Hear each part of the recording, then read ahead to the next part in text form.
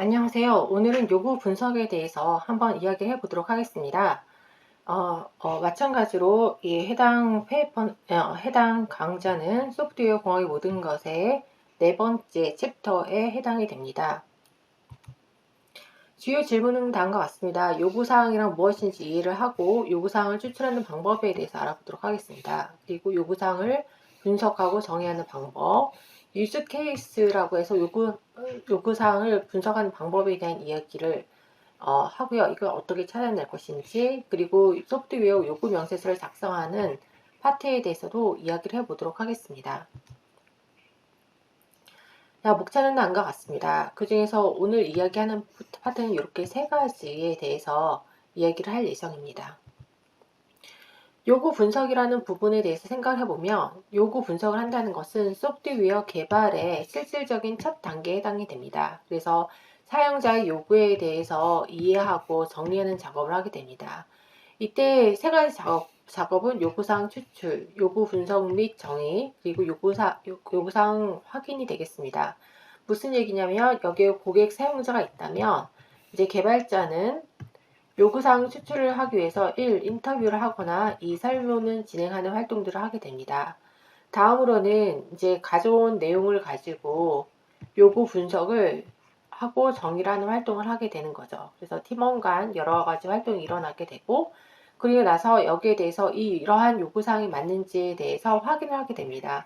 그 확인하는 예 중에 하나가 프로토타이핑이 되는 거죠. 그래서 여러분들은 잊지 마셔야 되는 게 중간고사 전에 간단한 프로토타이핑을 하셔야 된다는 부분을 기억을 해 주셔야 될 것 같고, 여기는 두 가지 성격이 있습니다. 첫 번째는 기술적인 프로토타이핑이 있고, 두 번째는 그 사용자의 요구사항을 확인하기 위한 프로토타이핑, 이렇게 두 가지까지 같이 하게 되면 굉장히 성공적이라고 할 수가 있겠죠.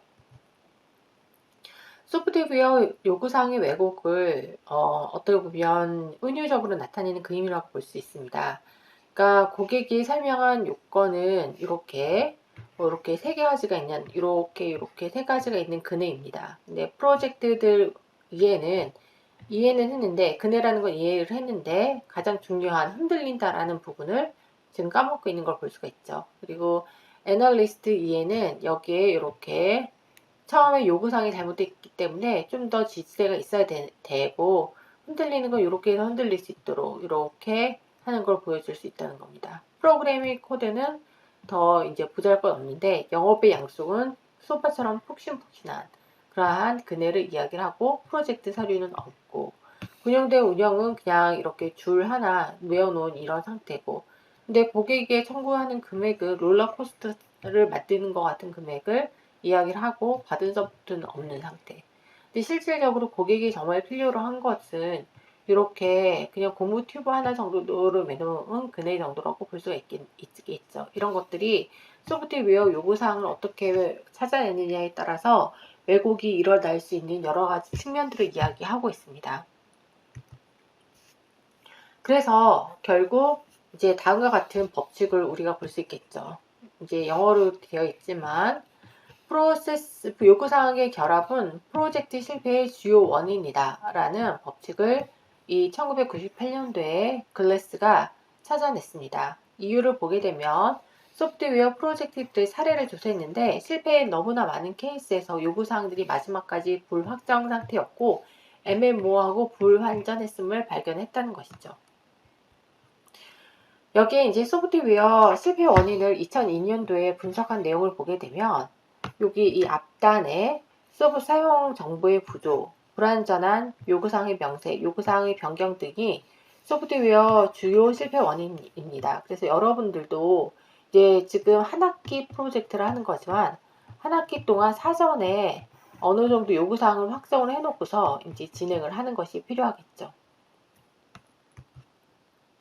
그렇지 않다면 여러분들의 프로젝트는 실패할 가능성이 40%에 해당된다라고 기존 통계를 기반해서 이야기해 볼 수가 있겠습니다. 그래서 이만큼 요구 분석이 얼마나 중요한지를 알 수가 있습니다. 그래서 결국 여러분들 프로젝트에 있어서 요구 분석을 하는 시간에 따라서 비용이 들어가는 정도가 나오게 됩니다. 근데 보게 되면 이렇게 요구 분석이 들어가는 게 대략 20%까지는 괜찮다라는 거죠. 근데 이제 여러분들 프로젝트는 전체를 완성하는 게 아니고 데모 버전이기 때문에 주로 이 중간고사까지가 요구 분석에 해당이 된다라고 볼 수가 있겠습니다. 그래서 이 요구 분석에는 프로토타이핑까지 들어가는 거죠. 그래서 프로토타이핑에 두 가지가 다 들어간다고 했습니다. 기술적인 문제를 완화시키는 부분이 있고 사용자 요구사항에 대한 프로토타이핑도 해당이 된다고 볼 수가 있겠습니다. 그래서 요구라는 것이 무엇인지를 보게 되면 요구라는 것은 requirement, 요구사항, 요구라는 것은 시스템에 대한 고객의 요청을 확정하는 것이라고 이야기합니다. 그리고 진정한 요구를 찾는 일이 프로젝트 성공에서의 필수 조건이다 라고 이야기를 하고 있는 거죠. 그리고 이 진정한 요구를 찾는 일이라는 것은 여러 이해 당사자들의 이해관계와 관련이 된다고 볼 수가 있겠습니다. 제약사항도 있는데요. 제약사항이라고 하는 것은 특정 프로그래밍 언어를 우리가 사용한다든지 특정 제품을 일부 사용한다든지 특정 라이브러리를 사용하게 되면 제약사항이 됩니다. 그래서 이런 제약사항은 시스템의 해결책을 제안을 하는 역할을 하게 됩니다. 요구의 분류는 크게 기능적인 요구사항과 비기능적인 요구사항으로 볼 수가 있겠습니다. 기능적인 사항은 여러분들이 많이 생각을 하죠. 그래서 고객이 요구하는 시스템이 처리해야 될 기능, 즉 기능이 있고 기능에 어떤 인풋이 들어와서 어떠한 아웃풋이 나오는지는 여러분들이 알고리즘 시간에도 배웠기 때문에 많이 표현을 잘 할 수 있습니다. 그래서 이 기능은 1. 동사로 표현되고 두 번째 시기에 파악되며 세 번째 제품 기능이며 네 번째 사용 사료를 정리할 수 있습니다. 이제 사실 개발에 있어서 더 문제가 되는 것은 비기능적인 요구사항입니다. 요청된 기능 외에도 시스템이 갖춰야 될 조건, 특징, 그리고 사용자의 혹은 고객이 기대 수준을 이야기한다라고 볼 수가 있겠습니다. 그래서 이것은 형용사로 표현되고 파악하기 어려우며 제품의 속성으로 표현이 되고 네 번째, 사용 사료는 정리가 안 되고 품질 속성 시나리오라는 것을 여러분들이 사용할 수 있어야 됩니다. 그래서 품질 속성 시나리오에 대해서는 다음에 다시 설명을 드리도록 하겠습니다.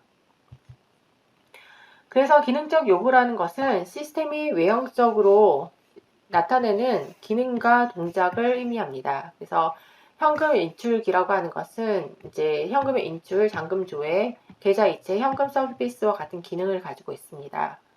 그리고 기능 요구라는 것은 시스템과 외부 요소들 간의 인터랙션을 얘기합니다. 그래서 여러분들 시스템이 있으면 외부에 액터도 있을 것 같고 외부에 뭐 타이머가 있을 수도 있습니다. 그리고 외부에 또 다른 시스템이 있을 수도 있죠. 그래서 인터랙션을 하는 그 파트에 대해서 신경을 쓰면 기능적 요구사항은 쉽게 표현을 할 수 있습니다. 즉 어떤 상태일 때 외부의 데이터나 명령을 어떤 명령들을 받아들이고 어떤 식으로 리스판스 하는지 어떤 반응을 하는지를 기술을 하게 되면 기능적 요구사항에 해당하게 됩니다. 그래서 입력 자료가 제공돼서 이를 변환하여 결과를 출력을 할 때 우리는 기능 요구사항이라고 이야기를 할 수가 있겠습니다. 그래서 시스템은 무엇을 해야 된다 라고 이야기를 할 수가 있는 것이죠.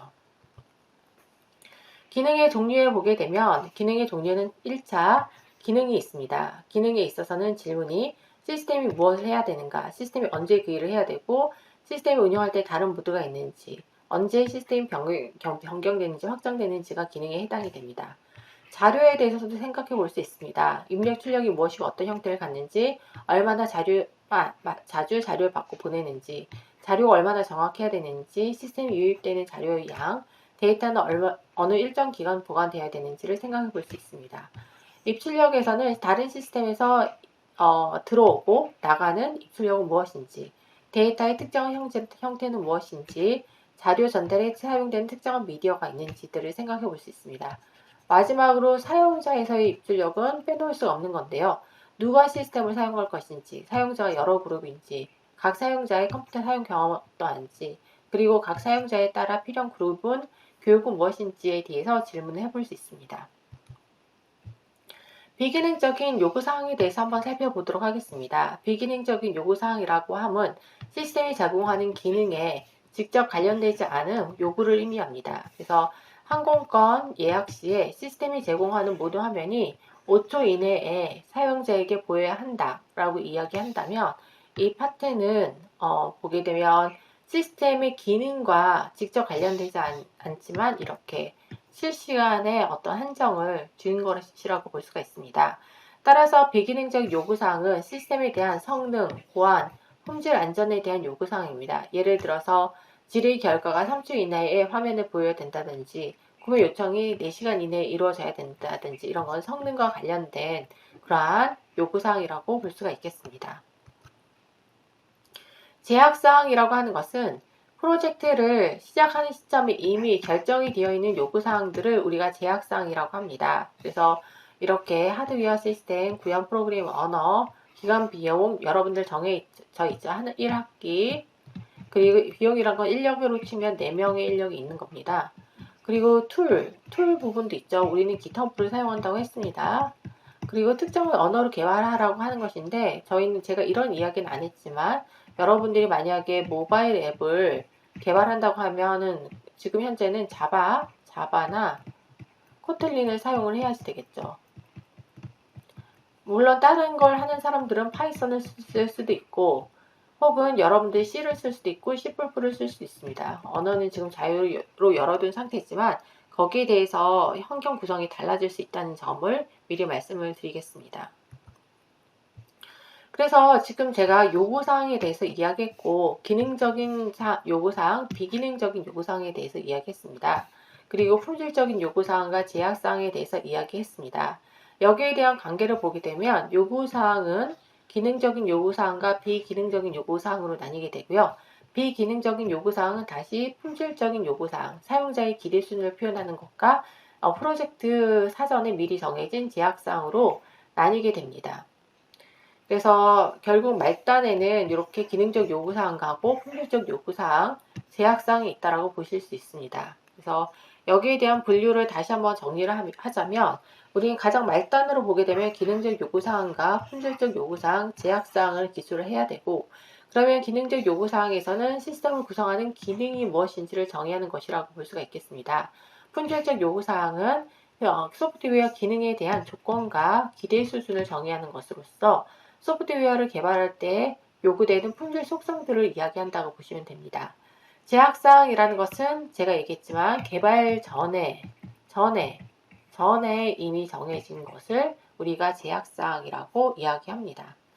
이미 결정된 사항들이라는 것을 여러분들이 잊지 않으셨으면 좋겠습니다.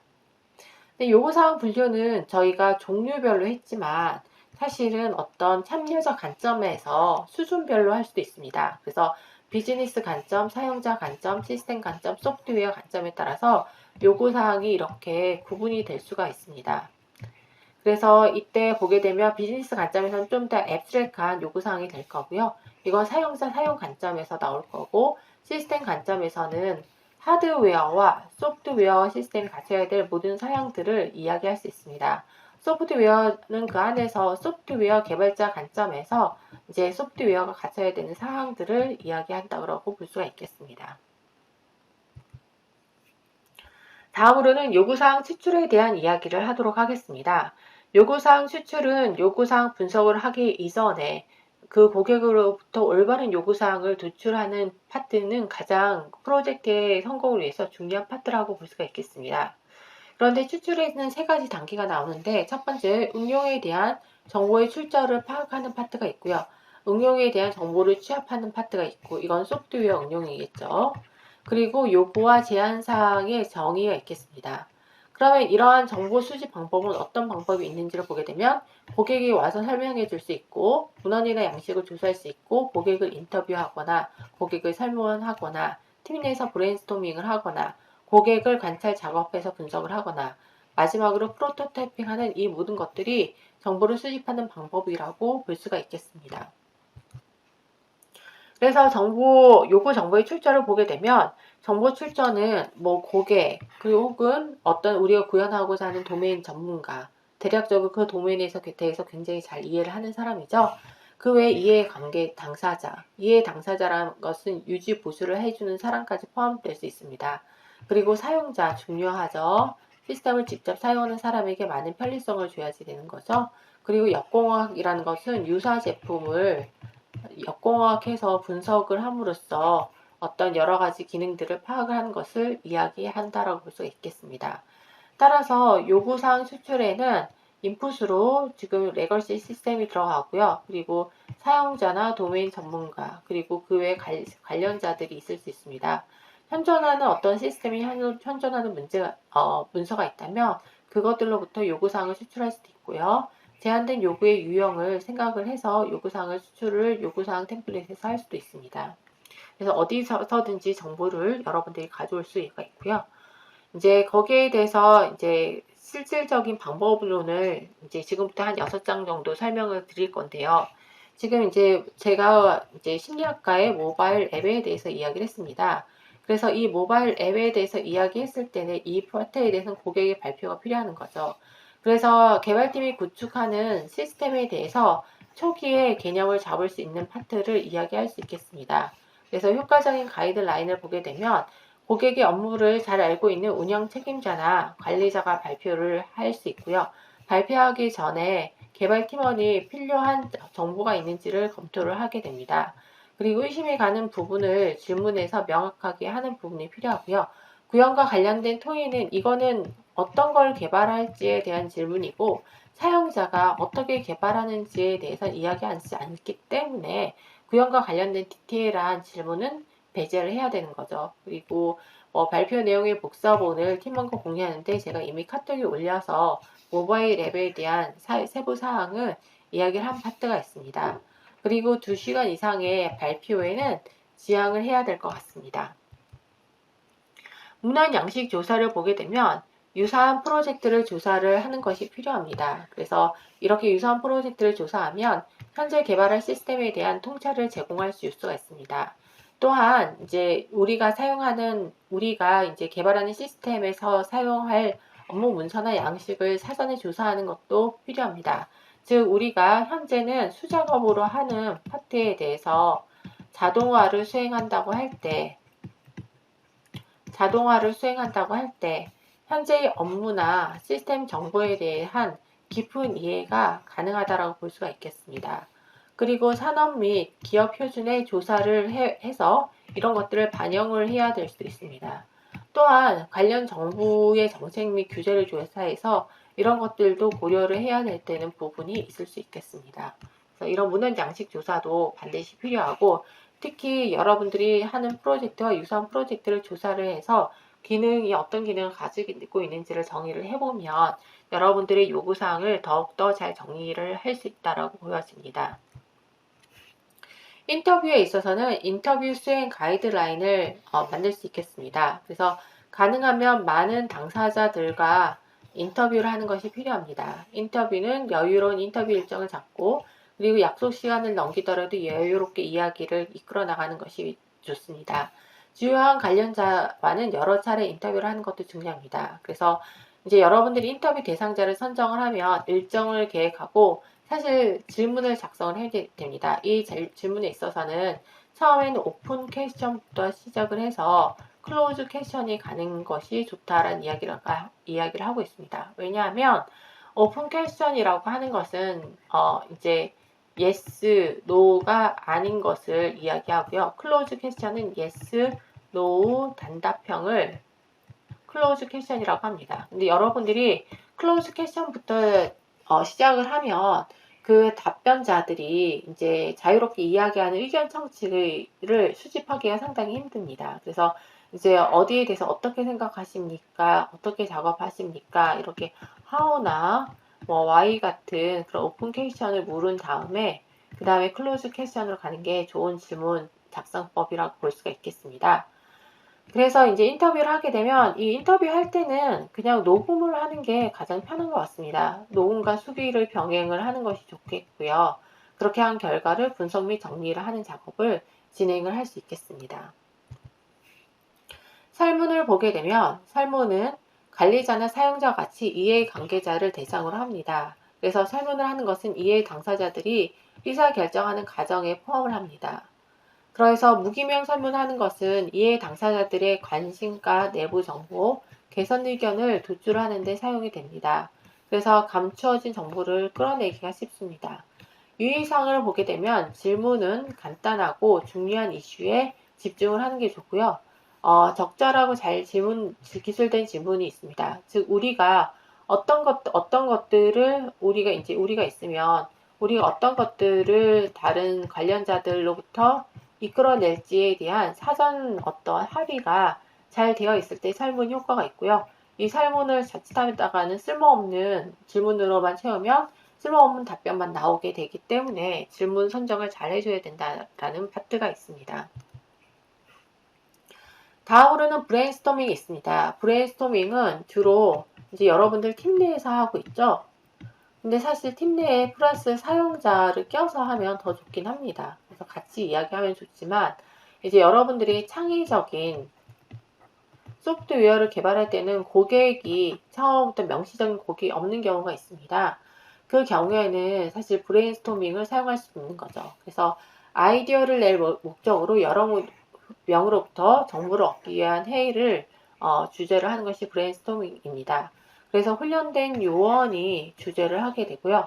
토론보다는 아이디어를 쏟아내는 회의로서 익명성을 보장한다는 게 어떤 이제 이거 아니에요 라는 부정적인 태도를 방지하는 게 되게 중요합니다. 그래서 서로 인커리지를 하면서 이제 열정을 가지고 이제 쓸모없는 아이디어라도 제안을 하는 겁니다. 그래서 그 아이디어의 부정적인 부분을 건드리지 않는 게 브레인스토밍입니다. 그래서 제드라는 것은 집중 브레인스토밍 세션인데 3, 4일 동안 개발자하고 사용자가 함께 모여서 뭐 2, 3일간 집중적으로 브레인스토밍을 하는 세션을 우리가 제드라고 이야기합니다. 프로토타이핑이라고 하는 것은 최종 시스템의 예상 기능 중 일부를 빠르게 구현하는 프로그램입니다. 그래서 가장 단순한 형태는 페이퍼 프로토타이프이고 이걸 로우 피델러티 프로토타이핑이라고 합니다. 그래서 무엇이 일어날지를 설명한 그림을 순서대로 그린 것을 이야기합니다. 그리고 병행해서 만들기 적합해서 여러분들이 중간고사 전에 이렇게 페이퍼 프로토타이핑을 해서 UI를 그려보시는 부분이 필요한데 이걸 지금 하는 것은 아니고 여러분들이 유저 모델링 다음 주 강의를 진행한 후에 UI 프로토타이핑을 진행을 해보시면 좋겠습니다. 왜냐하면 인터랙션이 서로 나와야지 사용자와 그리고 시스템 간의 인터랙션이 먼저 명기가 잘 되어야지만 이렇게 순서대로 그릴 수 있습니다. 여러분들이 순서대로 그리지 않고 UI를 그리면 약간 이제 서도 없이 그리는 경우들이 있고 상세한 내용을 담지 못하기 때문에 말씀을 드리는 겁니다. 그리고 가장 흔한 형태는 모의 사용자 인터페이스입니다. 회사에서도 목업을 많이 만들죠. 그래서 하드웨어도 이제 동적이 없이 하드웨어 겉면만 만드는 것을 우리가 목업 프로토타이핑이라고 합니다. 소프트웨어에서도 마찬가지로 있고요. 프로토타이핑 언어가 사실 따로 있는 경우들도 있습니다. UI만 따로 만들어주는 거 있는데 그렇게까지는 기대하지 않지만 간단한 UI를 만들어서 인터랙션 하는 부분을 먼저 포커스 만들 수도 있습니다. 그래서 컴퓨팅, 데이터베이스 같이 외부 인터페이스, 외부 다른 시스템과의 상호작용은 아직은 생각하지 않습니다. 그래서 그냥 사용자와 시스템 간의 인터랙션만 포커스 맞추는 것이죠. 그러나 시스템의 특별한 측면을 프로토타이핑하기도 합니다. 예를 들어서 알고리즘의 효율성을 본다든지 데이터베이스 안정성을 본다든지 활용 측면을 본다든지 혹은 기술적인 프로토타이핑은 빼놓을 수 없는 부분이라고 볼 수가 있겠습니다. 요구 분석에 대해서 말씀드리도록 하겠습니다. 요구 분석은 요구 후보를 분석해서 결정해서 요구로 확정하는 작업을 합니다. 요구사항 품질은 원자적, 안전성, 비모호성 이런 이야기들을 우리가 할 수가 있겠습니다. 그래서 이제 책을 보시면 책에 좀 예제가 나와 있는데요. 여기에 대해서 예제를 보게 되면 이제 원자적인 부분이 얘는 학생은 학부와 대학원 강좌에 등록할 수 있어야 된다라는 부분에 대해서 이제 나누어서 얘기를 하는 게 좋겠죠. 학생은 학부 강제에 등록할 수 있어야 되고 학생은 대학원 강제에 등록할 수 있어야 되는 식으로 나누어서 이야기해야 되고요. 완전성이라고 하는 것은 예를 들어서 관련 정보 이렇게 이야기하는 것보다는 학과 번호 이런 식으로 구체적인 정보의 완전성이 있으면 좋습니다. 그리고 세 번째로 비모호성과 통일성이라고 하는 것은 학생이 보게 되면 그 학부나 대학원 과정을 수강할 수 있으나 동시에 수강은 불가능하다. 뭐 이런 이야기에 있어서 보게 되면 비모호한 부분을 누락을 시키는 것이 좋습니다. 그리고 추적 가능성이라고 하는 것은 학생 정보 갱신이라고 했을 때 이 갱신이 어떤 다른 요구사항과 연관되는지를 이야기할 때 우리는 추적 가능성에 대한 부분이 열려 있는 거고요. 우선순위화는 정말 중요합니다. 우선순위화. 왜냐하면 여러분들이 브레인스토밍과 수집을 하다 보면 100개든 1000개든 요구사항은 엄청 많이 쌓일 수 있거든요. 그러면 이 1000개의 요구사항 중에 어떤 거를 우리가 시스템에 반영할 건가? 우리는 정해진 일정과 정해진 인원과 정해진 비용이 있잖아요. 그래서 그걸 하기 위해서 범위를 선정을 해줘야 됩니다. 범위 선정. 근데 범위 선정을 하기 위해서는 가장 중요한 게 요구사항이 쭉 나열이 되어 있는데 이게 우선순위로 나열되어 있으면 가장 좋겠죠. 그러면 가장 중요한 요구사항만 먼저 구현을 할 수 있기 때문에 요구사항 중에서도 우선순위화는 정말 중요한 부분입니다. 그리고 요구사항에 대해서 테스트 가능성도 미리 생각을 해 봐야지 되는데요. 이렇게 원자적이고 완전하면 테스트 가능성이 높아진다라고 볼 수도 있겠죠. 다음으로는 도메인 분석이 있습니다. 도메인 분석이라는 것은 이제 여러분들이 구현하고자 하는 시스템이 일정한 도메인에 있으면 그 도메인에서의 특정 용어들을 사용할 수가 있습니다. 그래서 그걸 이해를 하는 것이 필요한 거죠. 그래서 도메인이라는 것은 요구의 배경이라고 심플하게 이야기할 수 있습니다. 그래서 그 도메인에서 필요한 여러 가지 개념과 비즈니스 룰을 파악을 해야지 여러분들이 모델링으로 넘어갈 수가 있겠죠. 그래서 응용 분야에 존재하는 개념을 잘 정의하고 분석해서 시스템이 존재하는 개념으로 정립하는 단계를 이야기합니다. 예를 들어서 방법으로 보게 되면 첫 번째로 도메인 개념 찾기가 있는데 예약, 접수 이런 단어들을 찾는 겁니다. 제가 의료 쪽의 예를 지금 책에서 가져온 거고요. 그 다음에 두 번째로 도메인 사전 작성을 하면 이 예약이 어떤 의미를 가지고 있는지를 이야기하는 거죠. 예약이란 환자가 의료 서비스를 받기 위해 블라블라블라 하는 프로세스이다. 입니다. 그리고 세 번째로는 비즈니스 규칙을 정리를 합니다. 예약할 때는 환자에 대한 이런 정보가 보관되어야 된다라는 규칙을 찾아볼 수가 있는 것이죠. 마지막으로 시나리오 기반 분석에 대해서 이야기하도록 하겠습니다. 시나리오 기반 분석은 쉽게 여러분들이 접근할 수 있는 방법입니다. 그래서 다양한 사람들이 참여해서 다양한 용어와 개념들을 전달해서 요구사항을 도출하는 겁니다. 여기에는 두 가지 방법이 있을 수 있는데요. 커뮤니케이션 장벽을 해소하기 위해서 시나리오 기반으로 여러분들이 기술을 함으로써 요구사항의 구체화를 하면서 요구사항을 이해하는 걸 이야기합니다. 그리고 그 다음으로는 사용자 스토리가 있는데 에자일 방법에서 많이 사용하는 방법으로 요만한 카드에 다음을 기입을 해서 솔팅하는 작업을 진행을 합니다. 그래서 사용자 역할, 누가 하는지, 그리고 왜 하는지, 그리고 어떤 일을 하는지를 이제 기술하는 부분인데 이 부분에 대해서는 조금 더 설명을 하는 기회가 따로 있을 것으로 생각합니다. 여기까지해서 우리는 요구사항이 무엇인지, 그리고 요구사항의 분류가 무엇인지, 그리고 요구사항의 도출은 어떻게 하는 것인지에 대해서 알아보았습니다. 다음 시간에는 좀 더 UML 기반으로 한 부분에 대한 설명을 하도록 하겠습니다. 감사합니다.